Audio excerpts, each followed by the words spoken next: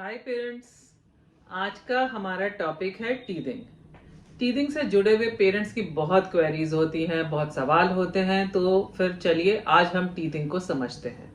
Teething जैसे कि आप जानते ही हैं कि दो तरह के होते हैं। बच्चों में एक दूध के दांत आते हैं जिनको हम टेम्परेरी टीथ होते हैं कहते हैं। ये 20 होते हैं। 6 महीने की उम्र पे आने शुरू होते हैं और 2.5-3 साल तक ये 20 दांत आ जाते हैं। जो परमानेंट टीथ हैं वो जनरली 6 साल के बाद आने शुरू होते हैं, जब टेम्परेरी टीथ टूटने शुरू हो जाते हैं। तो टीदिंग से रिलेटेड क्या प्रॉब्लम्स होती हैं? बच्चों को जनरली टीदिंग की वजह से थोड़े बच्चे इरिटेबल हो जाते हैं, थोड़े फांसी हो जाते हैं, रोते थोड़ा ज्यादा है इस टाइम पे। बच्चे बहुत थूक मुंह से निकालते हैं जिसको हम ड्रूलिंग कहते हैं। इसकी वजह से बच्चों के मुंह के आसपास रैश हो सकता है। तो इसके लिए जब भी आपके बच्चे बहुत थूक निकाल रहे हैं उसको सॉफ्ट टिश्यू से पोंछते रहें, एक वे भी यहाँ बांध दें, तो आपके बच्चे को रैश नहीं होगा। बच्चे को इस टाइम पे एक दो मोशन थोड़े पतले हो सकते हैं और थोड़ा सा उसका मोशन कभी कभी ग्रीन हो सकता है, जो कि दोनों चीज नॉर्मल है। बच्चे को हल्का सा टेम्परेचर कई बार बढ़ा हुआ हो सकता है, पर जनरली ये बिलो 100 रहता है। अगर ज्यादा फीवर हो रहा है तो ये टीदिंग नहीं कुछ और है, तो प्लीज आप अपने डॉक्टर को दिखाएं। सबसे इम्पॉर्टेंट इस टाइम पे जो हो रहा होता है उसको हम माउथिंग कहते हैं। माउथिंग मतलब बच्चा सब कुछ मुंह में डाल रहा है, उसके आसपास जो भी सामान आता है वो उसको पकड़ के मुंह में डालता है। इसको माउथिंग कहते हैं, जो कि टीदिंग के साथ साथ शुरू होती है। जनरली माउथिंग 4 मंथ से शुरू होती है और ये 1 ईयर तक काफी ज्यादा स्ट्रांगली परसिस्ट करती है। और यही टाइम टीदिंग का होता है, तो इस वजह से बच्चों को बहुत इन्फेक्शंस की चांस बढ़ जाती है। तो चलिए, अब हमने सिम्टम समझ लिए कि बच्चे को क्या हो रहा है। अब जो पेरेंट्स की जनरल क्वेरीज होती हैं हम वन बाय वन वो समझते हैं। एक तो कि दांत पहला कब आना चाहिए। दांत पहला जनरली 6 महीने के आसपास आता है। 6 से 9 महीने में पहला दांत 80% आ जाता है। कई बच्चों में थोड़ा सा लेट हो सकता है। तो अगर लेट हो भी रहा है, 15 महीने तक भी आ रहा है, तो कोई टेंशन की बात नहीं है। बस उस बच्चे में हम थोड़ा देख लेते हैं कि कोई कैल्शियम विटामिन डी की कमी ना हो। कई बार अगर पेरेंट्स के दांत लेट होते हैं तो बच्चे के भी हल्के से लेट आ सकते हैं, जो कि नॉर्मल है। कौन सा दांत पहले आता है? तो बच्चों का सबसे पहले जो नीचे के इंसाइजर है, बीच के दांत है, वो आते हैं। बट अगर कभी ऊपर का भी आ जाए तो कोई इश्यू नहीं है।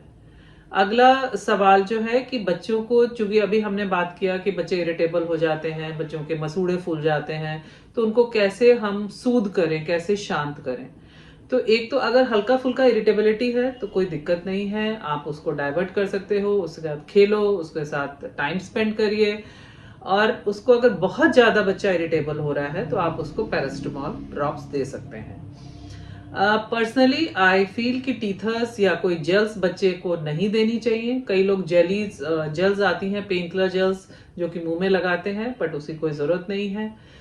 दूसरा, कई लोग टीथर के लिए कहते हैं। टीथर से इंडिया में क्योंकि धूल बहुत है हमारे एटमॉस्फेयर में, और अगर आप उसको बार बार स्टरलाइज नहीं करेंगे तो इन्फेक्शन का रिस्क है। प्लस कई टीथर्स में बीपीए होता है जो कि रिस्की होता है। तो मुझे पर्सनली लगता है कि टीथर का इस्तेमाल ना करें। उसकी जगह आप बच्चे को नेचुरल टीथर दे सकते हैं, जिससे बच्चा च्यू करना भी सीखेगा। तो नेचुरल टीथर में जैसे आपने एप्पल की पतली फांक छील के दे दी, कोई छोटा पराठे का टुकड़ा दे दिया छोटा सा, ताकि वो थोड़ा च्यू करेगा और वो नीचे गिरेगा तो आप उसको दोबारा मुंह में नहीं लेने देंगे। तो इस तरह से बच्चे की जो टीदिंग के टाइम अर्ज होती है चबाने की, वो भी पूरी हो जाएगी और आपके बच्चे को इन्फेक्शन की चांसेस कम रहेंगी। अब एक जो होता है पेरेंट्स को कि इस टाइम पे अगर कोई बुखार हो रहा है, खांसी हो रहा है, जुकाम हो रहा है, तो उनको लगता है टीदिंग से हो रहा है। तो ये कितना सच है? तो जनरली जैसे मैंने कहा, इनसे ऐसा जो टीदिंग है उसमें हल्का सा टेम्परेचर थोड़ा सा बढ़ सकता है, which is almost in the normal range की 99-99.5 तक है। बट जनरली फीवर ऐसे टीदिंग परसे से नहीं होता है।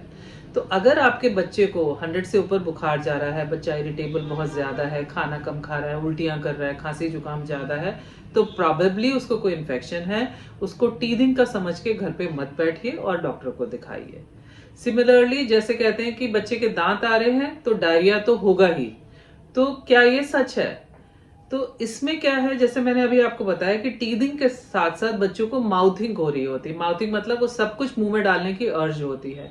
तो इसकी वजह से बच्चा आसपास के पड़े हुए रिमोट हो गया, फोन हो गया, खिलौने, सब कुछ मुंह में डालता है, जिससे वंस इन अ वाइल बच्चे को इन्फेक्शन हो सकता है। तो अगर आपके बच्चे को एक आधा मोशन है, पर बीच में बच्चा एक्टिव है, इरिटेबल नहीं है, यूरिन ठीक से कर रहा है, प्लेफुल है, तो मोस्टली हमें कुछ नहीं करना है। बट अगर आपके बच्चे के मोशन 8-10 मोशन रोज हो रहे हैं जो कि पहले नहीं थे, बच्चे को रैश पड़ रहा है पॉटी की जगह, बच्चा बहुत रो रहा है और बच्चे को साथ में फीवर वगैरह है, तो प्लीज डॉक्टर को दिखाइए। ये जरूरी नहीं है कि टीथिंग की वजह से है, ये हो सकता है कि बच्चे को कोई इन्फेक्शन हो, तो डॉक्टर को दिखा के उसका इलाज कराइए। पेरेंट्स का एक सवाल यह आता है कि जो टेम्परेरी टीथ हैं इनको कैसे साफ किया जाए। तो साफ करने के लिए आप कोई साफ कपड़ा अपने उंगली में लेके उसको या गॉज ले लीजिए, जो कि हर बार आप काट के नया ले सकते हैं ताकि क्लीनिंग का भी चक्कर नहीं है। उससे जब बच्चा बहुत छोटा है 6 मंथ्स टू 1 ईयर, आप हल्का सा अपनी उंगली पे वो गॉज लपेट के और साफ पानी में डिप करके आप बच्चे के मुंह के ऊपर से जस्ट जो भी कोट है वो हटा सकते हैं।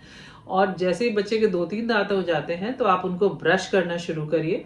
ब्रशिंग के लिए फ्लोरिडेटेड टूथपेस्ट से करना है। जनरली वो कुछ बच्चों के पेस्ट अलग आते हैं, पेप्सोडेंट कंपनी में है, चीरियो करके हैं। तो ये फ्लोरिडेटेड टूथपेस्ट है जो कि आपको एक चावल के दाने के बराबर आपको सॉफ्ट ब्रश पे लगा के बच्चे को ब्रश कराना है। ब्रश जनरली आपको एक फर्स्ट सुबह कराना है और एक लास्ट फीड के बाद कराना है। अगर आप ब्रश कराने के बाद दूध पिला रहे हैं तो उसका कोई फायदा नहीं है, तो आपको लास्ट फीड के बाद बच्चे को ब्रश कराना है। तो इससे आपके बच्चे की डेंटल हाइजीन ठीक रहेगी। और जैसे जैसे बच्चा बड़ा होता है आप उसको स्पिट करना भी सिखाएंगे। और हाँ, जब भी आप बच्चे को ब्रश कराते हैं तो प्लीज पीने वाले पानी से कराइए, ताकि बच्चे को जनरल नल के पानी से, क्योंकि बच्चा अभी स्पिट नहीं कर पाता और मुंह के अंदर ले लेता है, तो उसको इन्फेक्शन ना हो। तो ये हो गया बच्चे की डेंटल हाइजीन।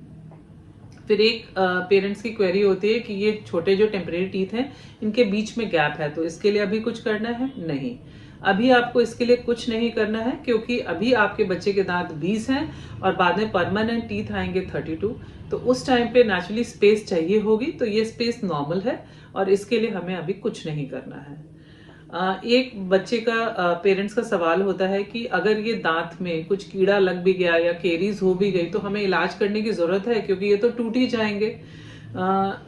ये बिल्कुल गलत है, क्योंकि कई बार आपके बच्चे को जो डेंटल केरीज है, सपोज 2-2.5 साल में हुई और 6 साल तक बच्चे का दांत वो रहने वाला है, तो फिर नेचुरली वो फिर इन्फेक्शन बढ़ के उसको ज्यादा प्रॉब्लम हो सकती है। बच्चे के रूट कैनाल की जरूरत पड़ सकती है, दांत निकलवाने की जरूरत पड़ सकती है।